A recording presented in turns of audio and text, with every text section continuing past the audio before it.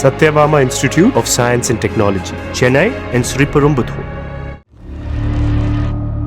கள்ளக்குறிச்சி மாவட்டம் சங்கராபுரத்துக்கு அருகே நிலத்தகராறில் சொந்த பெரியப்பாவை கடத்தி சென்று நிலத்தை எழுதி கொடுக்கும்படி மிரட்டி தாக்கியதாக அவரது தம்பி மகன்கள் 4 பேரை போலீசார் கைது செய்துள்ளனர்.